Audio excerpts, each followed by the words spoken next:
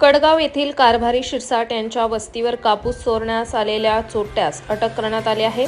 चोरट्यांनी त्यांचे तोंड दाबून खून केल्याचे जबाबात म्हटले असले तरी आमच्या वडिलांचा हा नियोजित खूनच केला असल्याचे अमोल शिरसाट आणि अक्षय शिरसाट यांनी म्हटले आहे.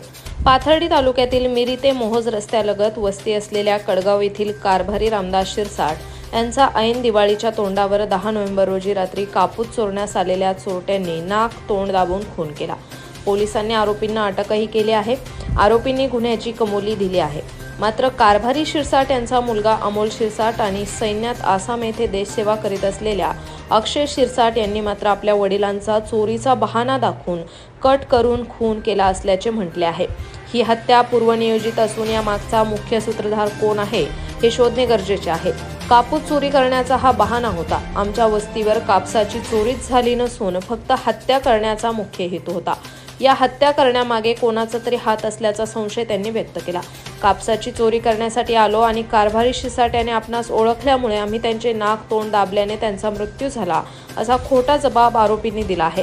त्यामुळे तपास थांबून खरा गुन्हेगार मोकळाच राहील असे त्यांनी म्हटले असून हे नियोजित हत्या असल्याने हा खुनामागचा खरा गुन्हेगार तपास यंत्रणेने शोधून काढावा अशी मागणीही त्यांनी वरिष्ठ अधिकाऱ्यांकडे केली आहे. मी आसाममध्ये सैन्यात देशसेवा करीत आहे, मात्र घरी माझे कुटुंब सुरक्षित नाही.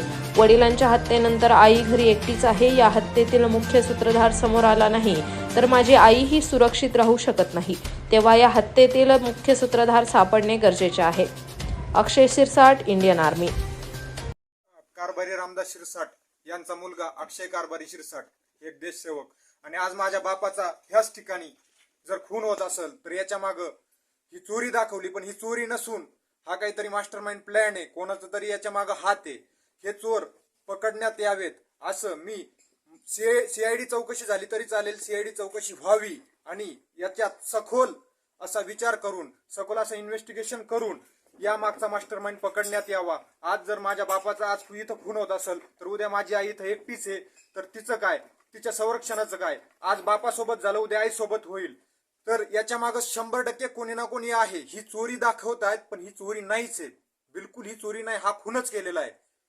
त्यांना चोरी करायची असती तर ते कापूस घेऊन गेले असते, पण फक्त त्यांनी बहाणा केला, कापूस दाखवण्याचा प्रयत्न केला आणि फक्त दिशाभूल करण्याचा प्रयत्न केलाय. पण हा प्रॉपर माझ्या वडिलांचा खूनच केलेला आहे. त्यासाठी ते सरकारने प्रॉपर ते चौकशी करून, कारण की माझी आता आई उद्या इथं एकटीच राहते, तिची जबाबदारी कोण घेणार? पुढे तिच्या बरोबर असं होऊ नये म्हणून त्यांनी सगळ्या गोष्टी, पूर्ण बाबींचा विचार करून प्रॉपर सगळ्या गोष्टी हे करायला पाहिजेत.